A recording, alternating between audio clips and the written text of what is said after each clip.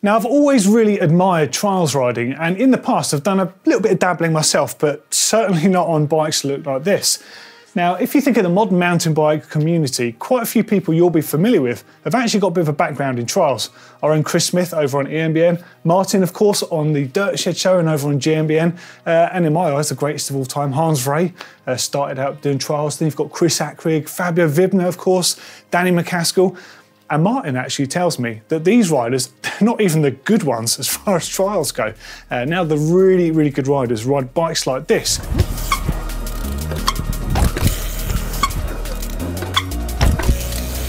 Which to me is just such an alien bike. It's so different from what the modern mountain bike is. So it begs the question, why on earth does the trials bike look like this?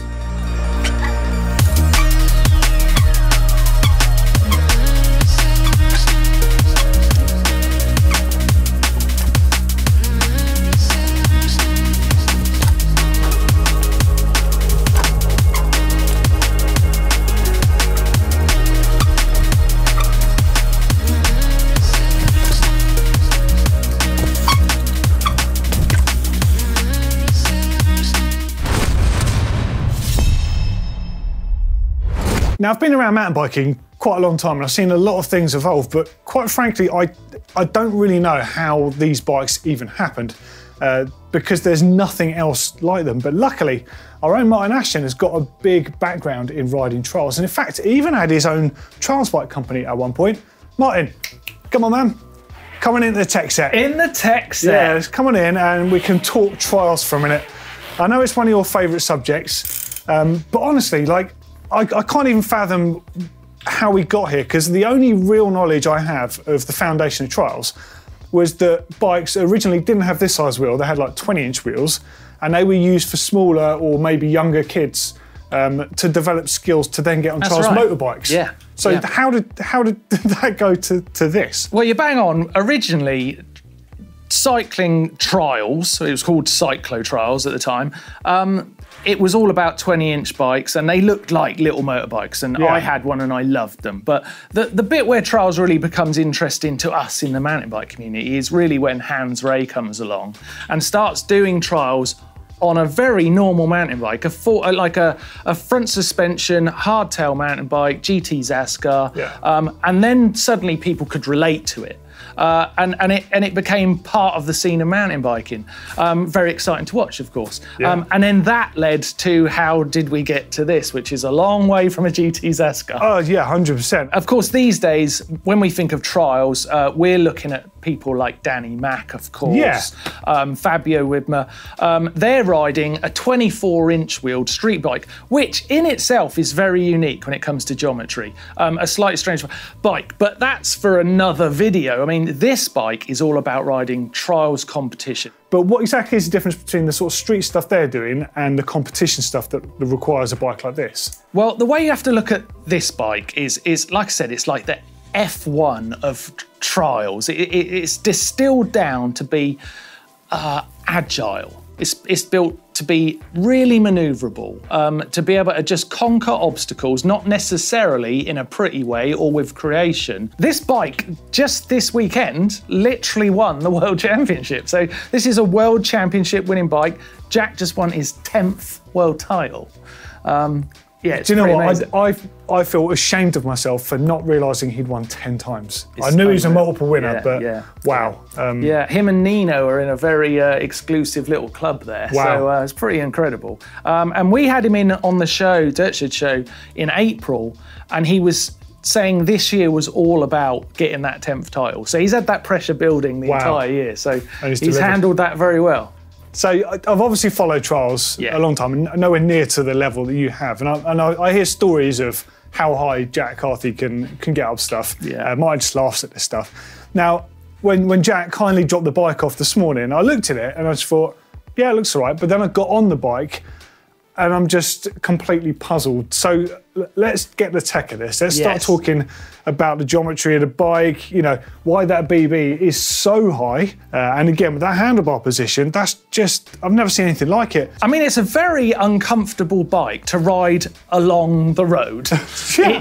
Even Jack would say, it gives him a bad back. Yeah. But the way you have to picture this bike is it's stood up on its tail, okay? The geometry comes alive and the bike's effectiveness really happens once you've got it stood up on the back wheel, because a lot of the moves launch from the back wheel, back hopping position. Well, let's start at the back, okay? Okay, so it's a 26-inch wheel. It works really well for trials. The size is perfect. 2.4-inch tyre, which these days isn't even that big. That used to be a big tyre back in the day. Yeah. But what are you running on your bike? 2.4s. 2.4s. I mean, it looks bigger on here, I guess, because of this smaller, well, smaller. The 26-inch wheel makes it look smaller. Yeah, slammed chainstays. So you're looking at a rear chainstay length of, I'd say it's 380 on this bike. So really, really short. That's tiny. I've got a 450 somewhere. Yeah, so that really, again, helps get the rider over that rear axle, so you can balance on that back wheel. The bottom bracket height is extraordinary. When I was making trials bikes, we were being very brave, going 1.5 centimetres above zero. This is 6.65, so this is 65 mil above zero. It's pretty crazy. That's so high. Yeah, it's amazing. Some bikes are higher than that, so this one's pretty standard. So Jack's found an amazing slab of rock, and this is the perfect place to see how good a high bottom bracket works. See that? He just hooked the bike over, but that high bottom bracket meant he's got so much clearance under the wheels that you can really sort of break this down into two moves, where it could just be one big jump. Unbelievably, Jack can do it one big jump, but that hook is a really great way of seeing why a high bottom bracket is so valuable on a trials bike. I didn't bloody see that. I turned around, it was a bloody tyre. Oh, that was nice, that one. Obviously, you've got a Magura rim brake on the back. The 20-inch bikes would have a disc. I saw this being made the other day. Amazing, yeah. It was like the coolest thing. Literally saw those gap brakes coming off the production line. And they've hardly changed since I was using them in 1990. Unbelievable. And I have to say, I'd forgotten just how much power you can get until I just slung a leg over that. Yeah, I mean, as well as the rim on there. You can see Jack putting them brakes to such amazing effect. The rim, if you take a close look at that has got an incredibly harsh grind on it, which gets the blocks biting in. I can tell you as a trials rider, when you get on a bike and you've just done a fresh grind on your rims, oh, heaven. Is that the one? Oh, man. A really nice ground rim is the way to go, and it works even better in the wet. So suddenly when you get out in the wet and you're on these brakes, they're incredible. Absolutely amazing. Single speed, of course. The cassette up the front, so the chain will just spin away while it's going along. What's the theory of that? Well, the idea is you get a much smaller front chainring, and it gives you much more ground clearance. Yeah, understood. We've got I love the way you've done this on modern bikes. I didn't have this on my trials bike, but this chain tensioner just stealth hidden away behind the chainstay. It does look very neat, yeah. That's so neat, I love that. And that means that you can have a through axle on the rear here rather than having snail cams to tighten the rear chain. Yeah, gotcha. Because they would slip, and the power that a trials rider is putting through that crank would mean sometimes the wheel would come out of line. Yeah. So that's a really lovely solution. Very short crank arms. These are 170s, maybe 165s, but Jack's big, so I reckon he's on 170s there. Lovely flat pedals, very stealth, obviously. Lots and lots of grip on those. Yeah.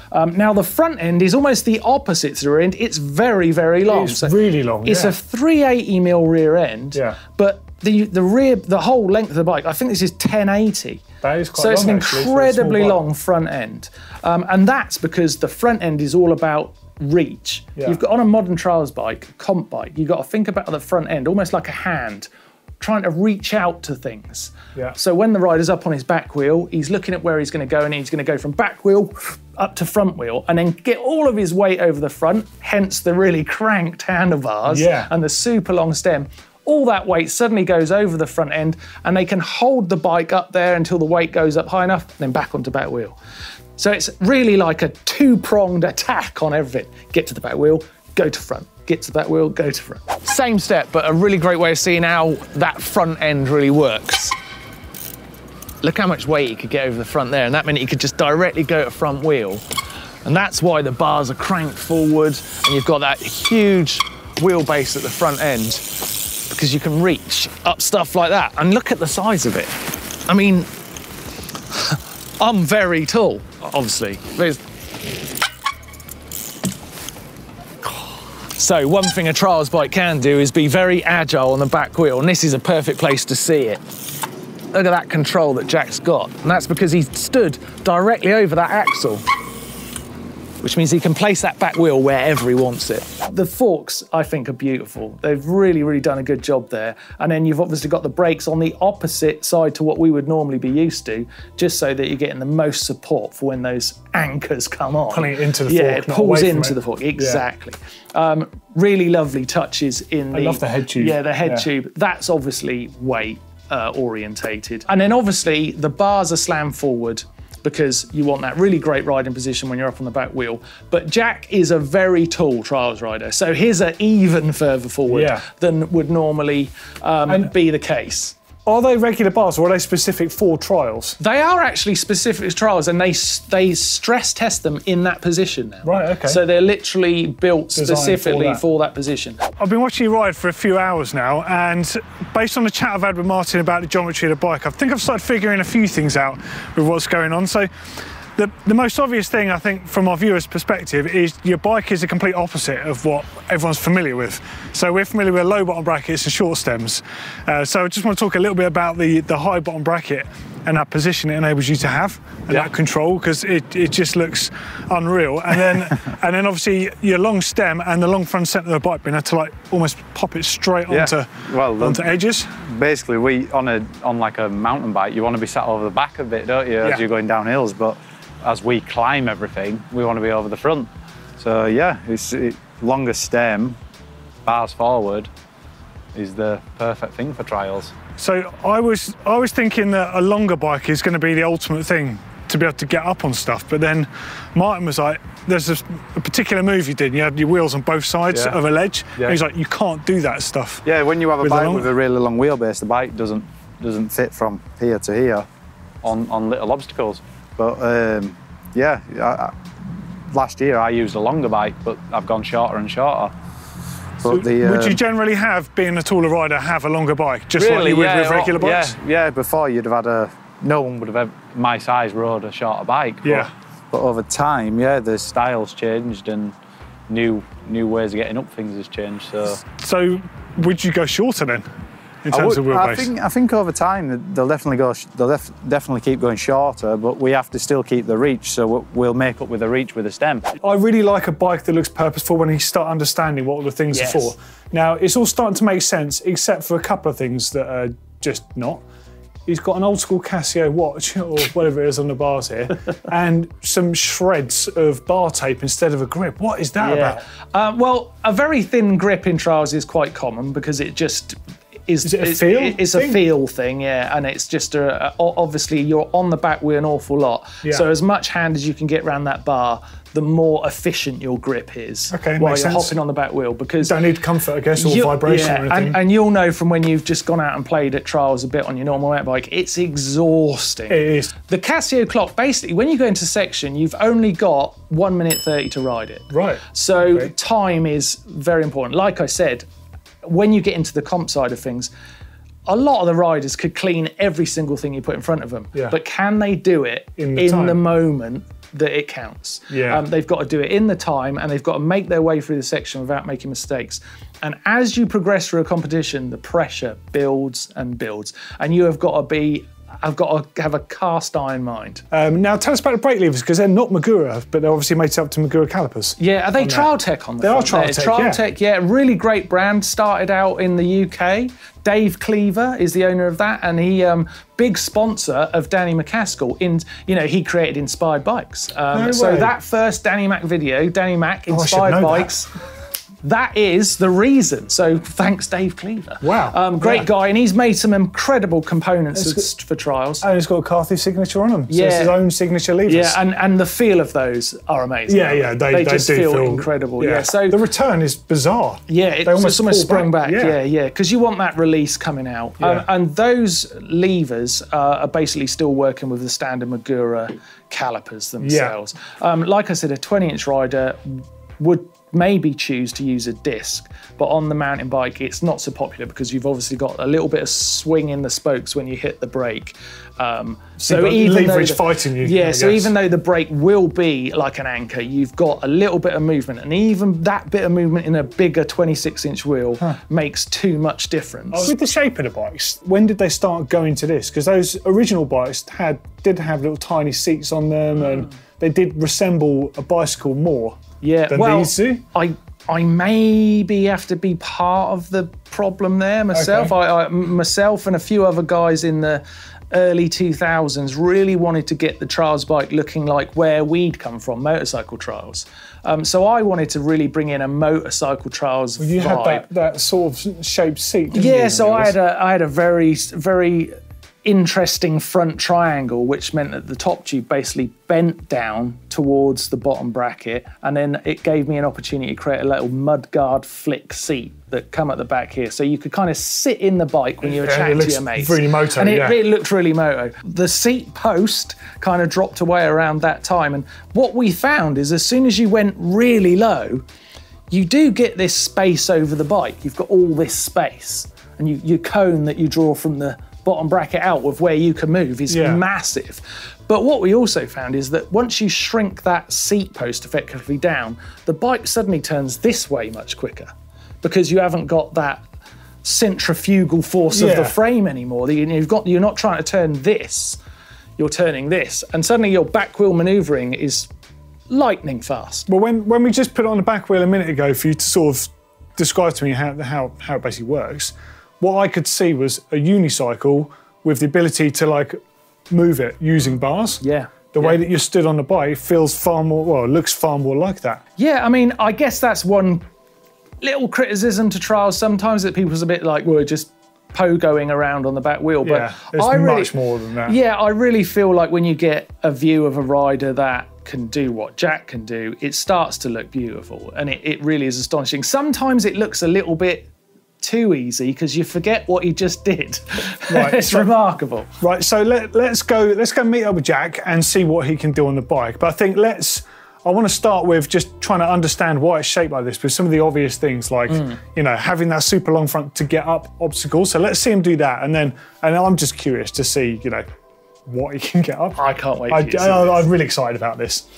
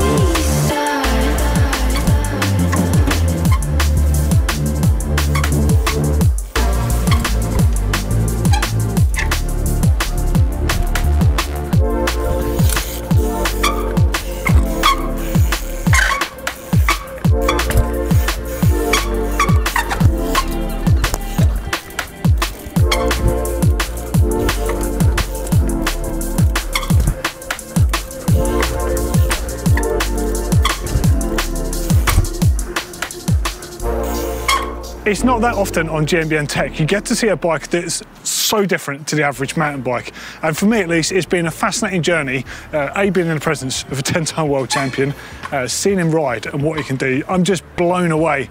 There's some of the things on a bike that really make sense, that high BB, the tiny, tiny back end on it, the low standover, the long reach, the long front end, all astonishing features. Now, don't forget, we've got a video, a raw edit, just with Jack riding around Bristol streets that's going to be on GMBN. You've got to watch it, because some of the stuff I've seen today, you won't believe what this guy can do on a bike.